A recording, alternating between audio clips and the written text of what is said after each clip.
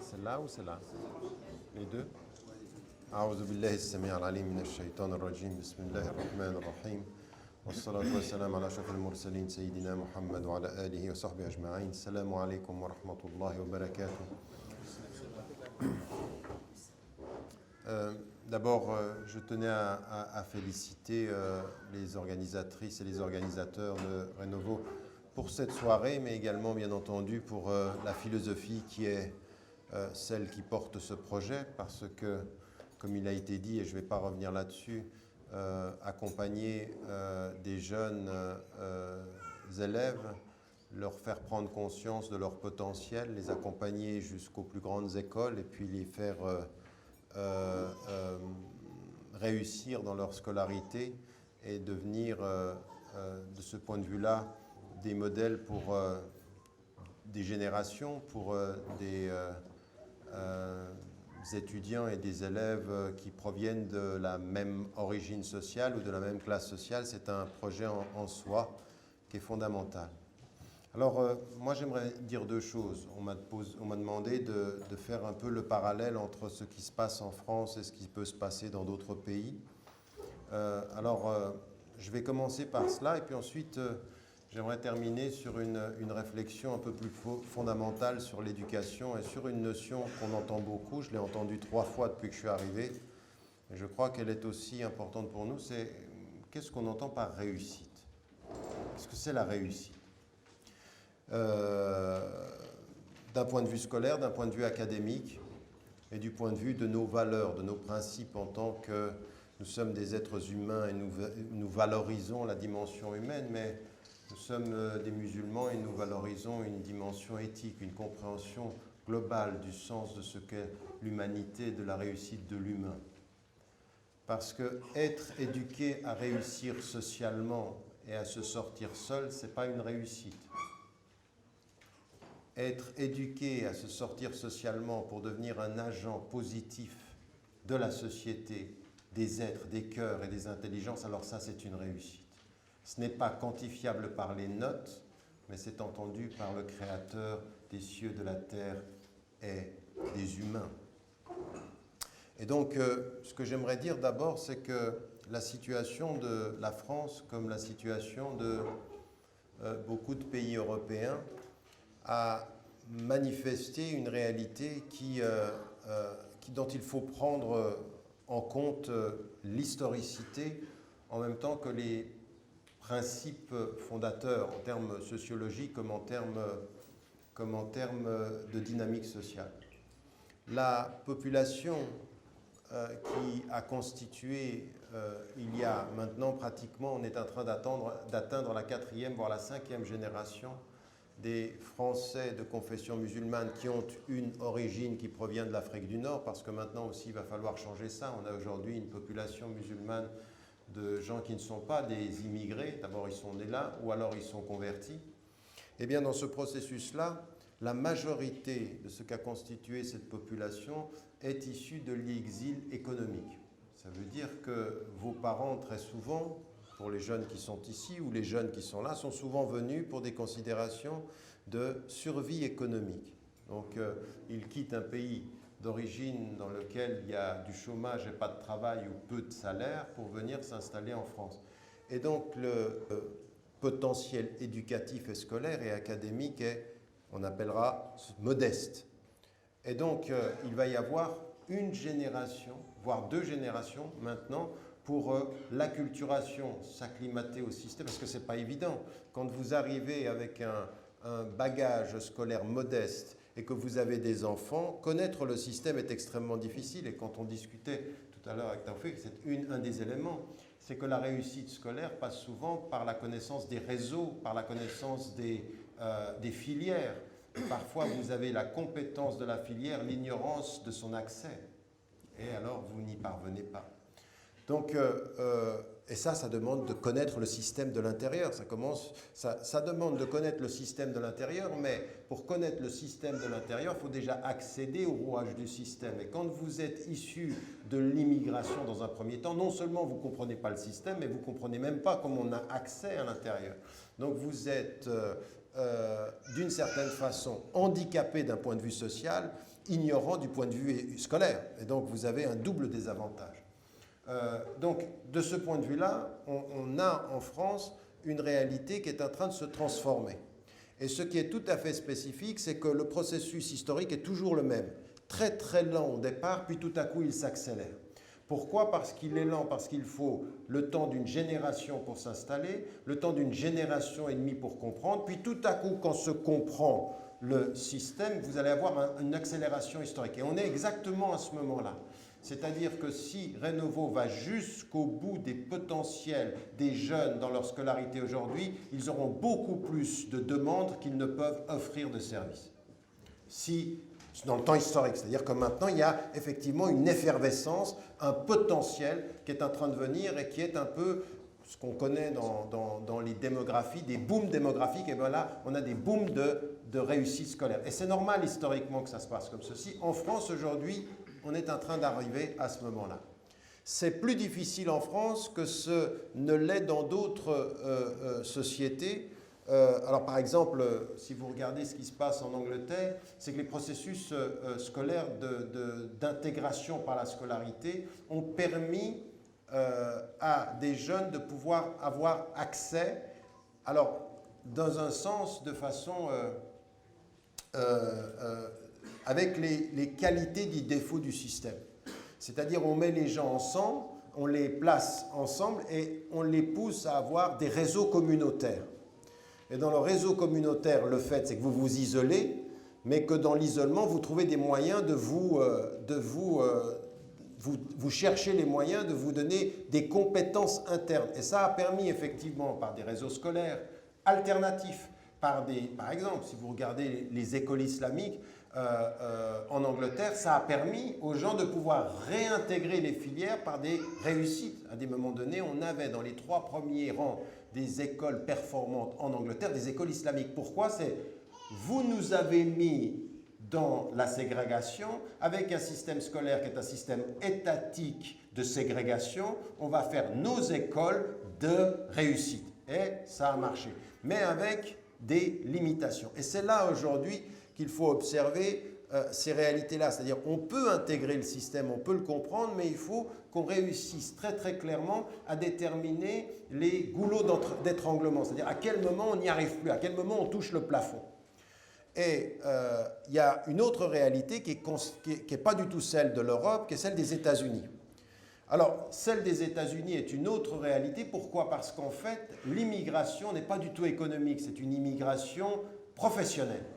C'est-à-dire, ce sont des gens qui sont équipés, informaticiens, profession libérale. Ils viennent avec des compétences, ils viennent pour offrir un savoir-faire, non pas pour chercher une manne financière. Et donc, tout à coup, vous apercevez ici que la réussite, elle va être plus rapide, et puis on va s'installer, on va comprendre les rouages, et vous avez aujourd'hui, au niveau académique, au niveau universitaire, des jeunes qui sont dans les meilleures universités du pays et ils parviennent parfaitement bien. Donc toute cette idée qu'on laisse entendre par exemple en France par des gens qui essentialisent la question, c'est parce que votre origine est arabe, c'est parce que vous êtes musulman, ça ne tient pas quand vous sortez de la France. Quand vous vous apercevez qu'en fait ce n'est pas vrai, ça n'a rien à voir avec l'origine, rien à voir avec la religion, ça a à voir avec le système social et sa structuration, c'est-à-dire les débouchés et les accès. Alors une fois qu'on a dit ça et qu'on comprend que c'est possible, ce qu'on a à faire quand on est des citoyens responsables, c'est se donner les moyens de mieux comprendre comment le système fonctionne et d'accompagner nos jeunes à pouvoir trouver les réseaux. Et ça, c'est ce qui est proposé par une association de jeunes qui ont réussi et qui voient d'autres jeunes qui réussissent mais qui ne parviennent pas. Ils réussissent sans parvenir à passer par la filière. Et ça veut dire que c'est là où il faut que des femmes et des hommes, des parents comme des jeunes, parce que ça c'est très très important, la réussite des enfants tient beaucoup à la conscience des parents, à la conscience des parents et non pas livrer ses enfants en pensant que puisqu'ils sont entre les mains de gens en qui on fait confiance. La confiance que vous avez dans des éducateurs ne vous permettra jamais de faire l'économie d'être des parents. Jamais. On n'est jamais parent par procuration. Jamais. La réussite de cette association tiendra beaucoup à la capacité qu'ils auront de concilier la relation avec les parents et la relation avec les jeunes. Des parents démissionnaires ne fera de Rénovo qu'une association qui échouera. Ce n'est pas possible. Donc on est ici dans un contexte où il faut comprendre qu'il faut travailler ensemble. Le secret de cette réussite-là, c'est la collaboration, la concertation et la synergie des compétences. La compétence, et c'est très important ça, la compétence, ce qu'un papa et une maman peut donner à un enfant, l'éducateur ne peut pas le donner, c'est-à-dire un environnement familial, un discours et une façon de regarder ses enfants qui sont dans la confiance en soi.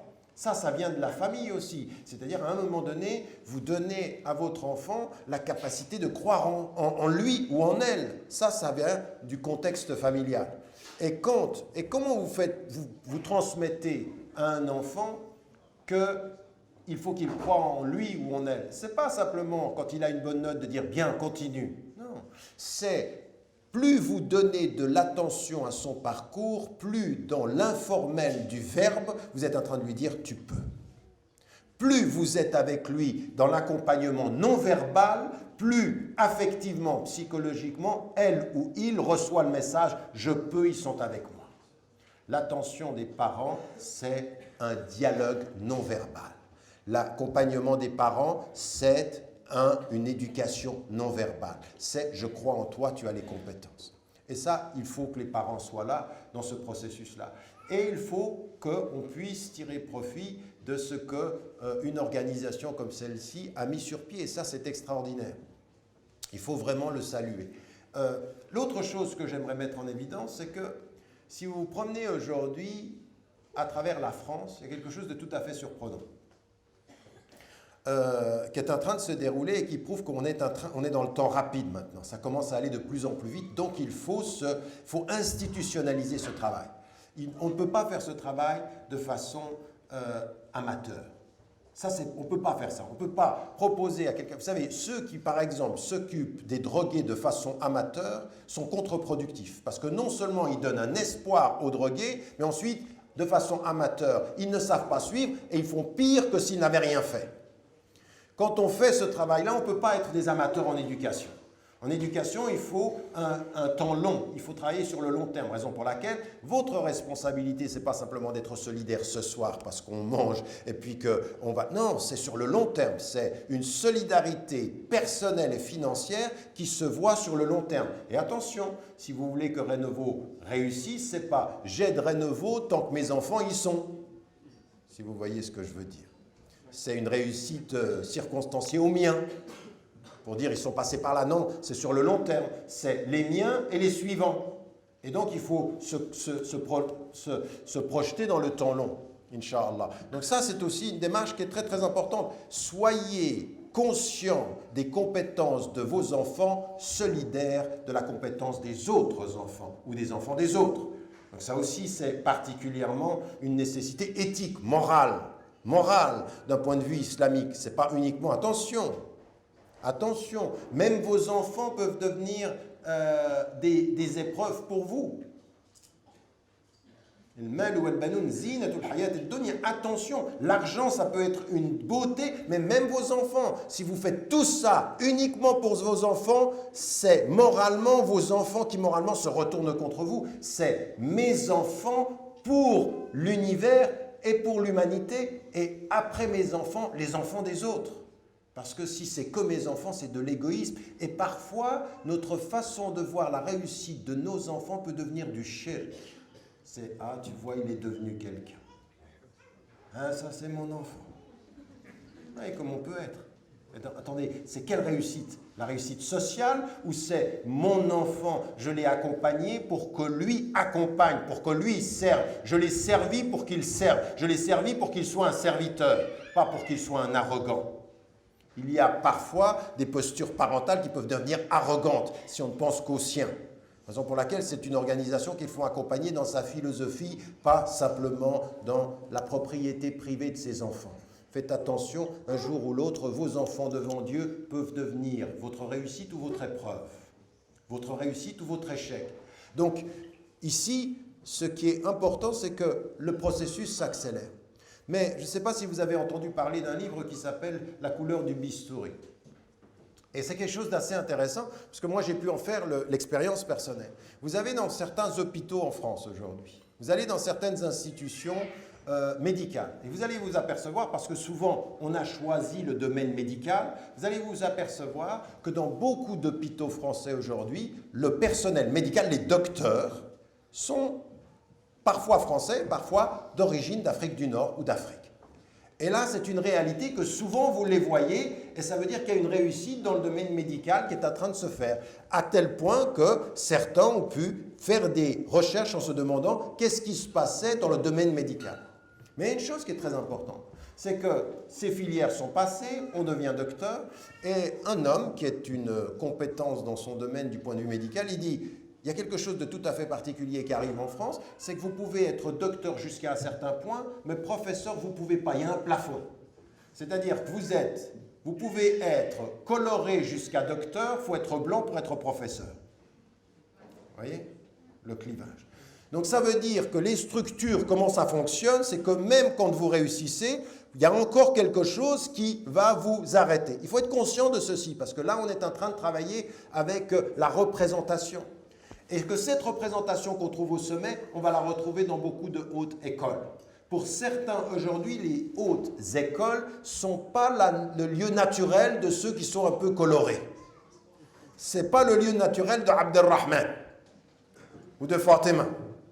Mais ce n'est pas parce que c'est raciste, c'est parce qu'il s'installe dans l'univers de référence quelque chose où il y a des lieux, il y a des clivages, il y a des filières qui sont des filières informellement réservées,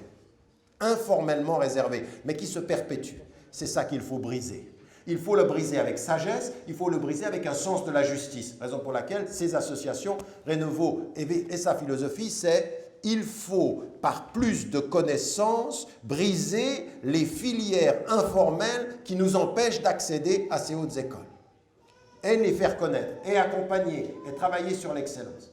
Donc tout ceci est important et je vous encourage vivement, au-delà de cette soirée, avec cette soirée, mais au-delà de cette soirée, de faire en sorte à ce que cette association survive après vous, au-delà de vos enfants, et que vraiment on leur donne les moyens de faire ce travail pour le plus d'enfants possible. Parce que si en plus ils sont limités, non pas à cause de leurs compétences et ressources humaines, mais uniquement à cause de leurs compétences financières, il y a un problème avec nous. Parce que je suis désolé à vous regarder ce soir et à regarder les Français de confession musulmane, on a les moyens de financer. Et aujourd'hui, à un moment donné, il faut institutionnaliser ce travail. Institutionnaliser, ça veut dire professionnaliser. Professionnaliser, ça veut dire donner de l'argent. On donne beaucoup d'argent à faire des mosquées, c'est bien. Il faut ajouter de l'argent pour l'institution de compétences scolaires et académiques. Voilà des choses sur lesquelles il faut investir aujourd'hui. Maintenant, j'aimerais conclure en disant une chose. Parce que je vais vous dire, et je ne vais pas vous le cacher, j'ai reçu des emails de personnes qui m'ont dit... qui ne comprenaient pas mon engagement en disant « mais est-ce que tu n'es pas en train de soutenir des projets qui sont élitistes ?» Et moi, je ne suis pas d'accord avec ça, mais en même temps, il y a vraiment une chose que de toute façon, je voulais dire fondamentalement sur ce projet-là. Faites attention, ce que je disais d'un point de vue, déjà d'un point de vue de nos références islamiques, attention. Ne faites pas et ne vous concentrez pas uniquement sur vos enfants. Comprenez le sens du verset que je viens de citer. Mais la deuxième chose que j'aimerais mettre en évidence en termes de deuxième partie et de conclusion de mon propos, c'est le sens de la réussite et le sens de l'éducation. En fait, nous, ce que l'on comprend dans l'éducation, c'est qu'à un moment donné, si vous suivez par exemple le déroulement de notre compréhension fondamentale de ce que c'est qu'un être humain et de sa responsabilité devant Dieu, en islam, les enfants, avant de devenir mukallafoun, c'est-à-dire avant d'avoir à répondre à l'appel de Dieu, ils sont innocents. Et à un moment donné, ils ont l'âge de raison. Nous, ce qu'on doit faire jusqu'au moment où il devient mukallaf, la femme ou l'homme, c'est de lui donner les moyens de son autonomie. Ce qui est littéralement la compréhension de éducation dans la racine du mot et qu'on aura dans Tarbiya. En fait, je marche avec toi pour t'apprendre à marcher sans moi. Mais je dois te donner les moyens de marcher sans moi. Je suis ta béquille éducative jusqu'à ce que tu n'aies plus besoin de béquille et que tu ailles tout seul. Je dois te rendre autonome. Donc le succès de mon éducation, c'est est-ce que moi, en tant que maman ou en tant que papa, je t'ai donné les moyens de marcher sans moi. Et devant Dieu, je ne dois pas faire en sorte qu'un jour tu puisses me reprocher d'un point de vue de la connaissance de l'islam, de la point de vue de la connaissance des valeurs, du point de vue de la connaissance de la société dans laquelle tu es, que tu ne puisses pas me reprocher à un moment donné d'avoir fait en sorte que tu ne puisses pas marcher sans moi.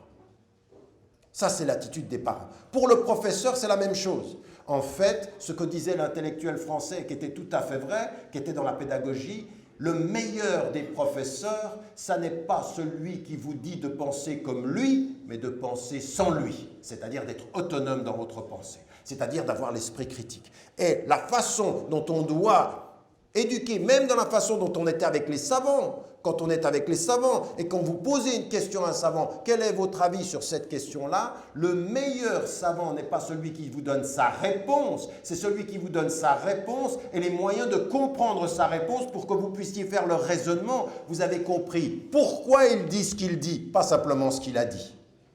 Pourquoi vous êtes arrivé? Pourquoi c'est important de savoir pourquoi? Parce que plus je comprends pourquoi le savant a dit ça, mieux je commence à avoir une autonomie, un esprit critique, je commence à constituer ma logique.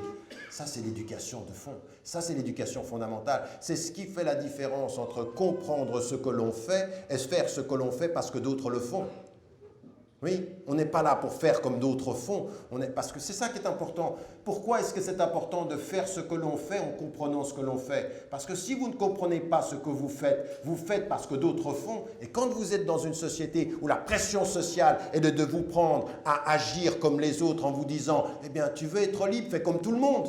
Et faire comme tout le monde, c'est la boisson, c'est les sorties, c'est une vie qui ne correspond pas à nos principes. Si vous voulez des êtres de principe, il faut comprendre les principes, il ne faut pas vivre les principes par la procuration de ce qu'on nous a dit.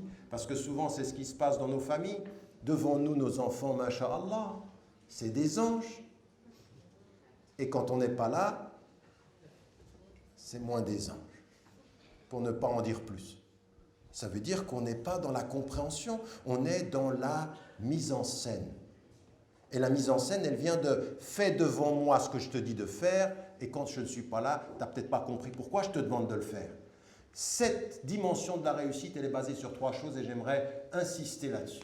La première des choses pour nous, dans ce que l'on appelle la réussite, c'est comment on constitue un individu autonome, une femme et un homme autonome. Alors quand on est dans les grandes filières et quand on va... Je comprends par le frère qui se lève qu'il faut que j'aille vers ma conclusion, j'y suis là. Mais c'est une longue conclusion. C'est une technique éducative. Donc, ce que je voulais dire, c'est... La première des choses, c'est cette autonomie-là. C'est-à-dire, la réussite, c'est quand on peut penser par soi-même. C'est quand on peut acquérir ceci par soi-même. Et là, les systèmes dans lesquels nous sommes, c'est vrai. Les systèmes, le système en France, le système scolaire en France, on peut prendre énormément quand il est dit dans notre tradition ça c'est très important. La sagesse est la propriété perdue du musulman, de la musulmane, il l'apprend partout, il la trouve. Vous êtes dans un système en France qui vous apprend ceci, qui vous apprend l'autonomie, donc ça on va le prendre. On va tirer profit de tout ceci parce que c'est un système dans lequel on peut et on doit accompagner les enfants à être dans cet esprit critique. Mais là, ça demande une chose.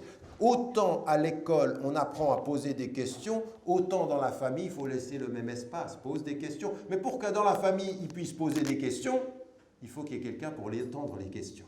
C'est-à-dire qu'il faut y ait de la communication familiale. Pas de réussite scolaire sans communication familiale qui accompagne la réussite scolaire, qui soit dans ce débat-là. Et avec les papas et les mamans. Parce que ceux ici parmi vous qui pensent en tant que papa que l'éducation c'est l'affaire des mamans, ils n'ont rien compris à ce que c'est d'être papa. Et le papa, ce n'est pas celui qui vient dire l'autorité. Je t'ai dit non. Parce qu'il y en a qui sont comme ça. Et il y a des mamans qui jouent le jeu. Si tu ne fais pas, je dis à papa. Vous voyez le genre? Donc ça, mais c'est sérieux cette affaire-là. C'est sérieux. Pourquoi? Parce que cet accompagnement familial, il est important, c'est une partie de la réussite. C'est où on permet à cet accompagnement-là. Et on reste toujours des étudiants. Toujours des étudiants. Votre vie durant, que vous soyez diplômé, professeur, docteur, cher, ce que vous voulez, celui qui pense à un moment donné que le titre l'a fait sortir de l'éducation et du statut d'étudiant, celui-ci, c'est un bon ignorant. Celui-là, il a de longues études à faire encore. Donc ça, c'est un élément qui est le principe de l'autonomie. La deuxième des choses qui est fondamentale pour nous, c'est que dans notre dimension de l'autonomie, savoir marcher tout seul pour être autonome est toujours déterminant en islam de savoir que même si on sait marcher tout seul, on n'est pas tout seul. Et que le prophète, quand on nous dit dans le hadith qui est rapporté par Al-Bayhaqi, le meilleur d'entre vous, c'est celui qui est le plus utile aux hommes, il faut que nous intégrions à la notion de réussite scolaire le fait que mon fils, ma fille, tu peux être le premier, tu dois réussir à être le premier, mais si un jour tu oublies le dernier, c'est que tu es le dernier, même si tu es le premier. Ça, c'est une dimension de solidarité fondamentale. Et tous ceux d'entre vous qui poussent leurs enfants soit le premier et qui à aucun moment de leur vie ne leur transmettent l'idée qu'il y a dans l'école, qu'il y a dans la cité, qu'il y a dans leur communauté des jeunes qui n'ont pas ce qu'ils ont, qui ont besoin de solidarité, eh bien ceux-ci transmettent un message de l'islam qui est un message élitiste et en fait fondamentalement pas islamique. Parce que le prophète, quand on est venu vers lui, que les riches sont venus vers lui, on dit mais regarde qui te suivent. Regarde qui est-ce qui te suit, que les ratés, que les pauvres. Eh bien, le Coran lui-même, Allah subhanahu wa ta'ala du haut de sept cieux lui dit, eux tu ne les quittes jamais, les pauvres tu ne les quittes pas parce que c'est eux qui te changeront la société. Et si aujourd'hui d'un point de vue scolaire, vous cherchez les titres et vous cherchez les gratifications, être un master, un doctorat, avoir des titres, et que vous ne comprenez pas qu'au bout du compte, le titre n'a sa lumière que par la capacité d'être avec les plus pauvres et les plus démunis, si vous ne dites pas ça à vos enfants, si vous leur laissez entendre que dans ce pays, le fait c'est d'être dans les plus hautes écoles et de ne pas servir la société, eh bien là, nous n'avons rien apporté à la France. Le meilleur message de la France, c'est des jeunes qui sont au plus haut niveau, dans les plus grandes écoles, et à aucun moment de leur réussite scolaire, ils n'oublient la pauvreté, la marginalité, ceux qui n'ont rien. Ils ont dans l'être et ils donnent par l'être, ils donnent par le cœur. Il faut faire entrer dans les hautes sphères des grandes écoles françaises le cœur et la solidarité. Faites que les organisations que vous mettez sur place là, les associations musulmanes dans les grandes écoles, il ne faut pas qu'on soit dans la compétition pour être dans l'élite. Non, il faut qu'on apporte quelque chose de plus. En quoi les hautes écoles peuvent être un facteur de justice sociale, de collaboration sur le plan social. Ça, c'est une chose qui serait une bonne contribution. Donc j'insiste beaucoup là-dessus parce que je n'aimerais pas qu'on soit colonisé dans une sens de la réussite qui est uniquement la réussite des titres, la réussite du statut et la réussite du salaire. Ça, ce n'est pas de la réussite. Si vous pensez au salaire, si vous pensez au statut ou si vous pensez au titre, ça peut être encore, c'est une des formes du shirk al-khafi, c'est-à-dire quelque chose qui n'est pas pour Dieu, qui n'est pas pour le servir, mais qui est pour se servir.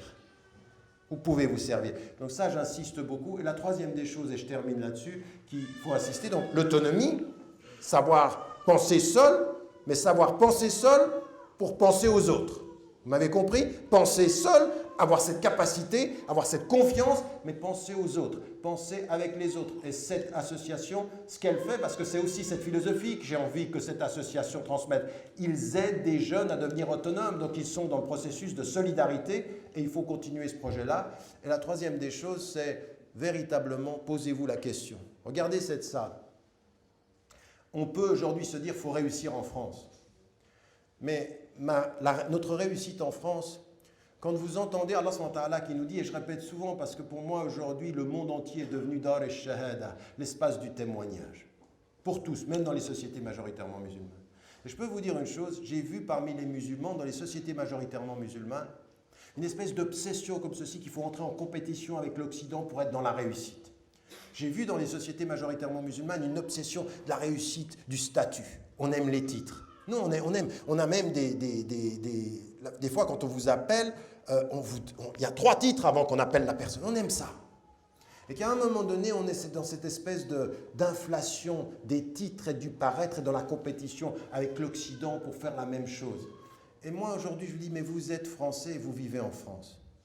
Est-ce qu'on doit essayer de se dire que notre projet, c'est juste d'entrer, de s'intégrer à un système et de normaliser notre présence, ou est-ce qu'on a quelque chose à apporter? Quel est notre rôle? En fait, on est utile à quoi dans ce pays? Qu'est-ce qu'on va apporter dans ce pays? Juste rentrer dans les hautes écoles et vous êtes content? Parce que vous êtes dans le même... vous êtes avec eux, parce que finalement, on rentre dans ce eux et nous, ou au bout d'un moment, on se dit, non mais attendez, on a un rôle. Et c'est pour ça que la communauté du juste milieu, elle veut la réussite, mais l'équilibre de la réussite, c'est toujours se dire, je dois apporter quelque chose, je dois être témoin dans cette société. Et c'est là où, dans les hautes sociétés, il faut toujours dire une chose, mettre de l'éthique dans le savoir. Mettre de l'éthique. Vous êtes dans le business, vous êtes dans la finance, vous êtes dans la médecine, vous êtes dans n'importe quel domaine scientifique, n'importe quel domaine de gestion. Quelle est l'éthique que vous donnez à ce que vous savez? C'est quoi la finalité? Vous voulez juste être aussi bon en matière financière, en matière de business que les autres? Ou est-ce que vous êtes dans la réussite qui porte de l'éthique? Dans tout ce que je sais, il y a servir les vraies valeurs, la justice, la dignité humaine, la cohérence. C'est-à-dire, c'est ça notre apport. Moi, je n'ai pas envie de disparaître. Raison pour laquelle ma formule, je la répète souvent, normaliser notre présence sans la banaliser. Nous ne sommes pas banals. Nous apportons, et notre témoignage, il est celui-ci. Je vous demande de beaucoup réfléchir à ça, parce que si le but de cette soirée, c'est de soutenir une association qui ne fait que soutenir les jeunes à réussir et avoir les mêmes titres que les autres, puis on est content, eh bien moi je ne le suis pas. Mais par contre, si c'est apprendre à marcher seul, apprendre à penser aux autres et apporter de l'éthique, des valeurs, des principes et des objectifs dans cette société, dans la finance, dans le commerce, et de se dire, mais j'ai des valeurs et je connais ma religion, attention, je connais ma religion, je connais mes principes et je connais le domaine, et je fais le lien, je marie les principes qui sont ceux qui viennent du Très-Haut et la compétence qui vient parmi les hommes, et j'apporte quelque chose d'éthique. Alors là, Inch'Allah, notre présence dans les hautes écoles aura du sens, parce qu'au bout du compte, tout est une question de sens. Et quand on revient à ceci, on sait une chose, que le sens, on le retrouve entre soi et soi-même. Entre vous et votre cœur, il y a Dieu.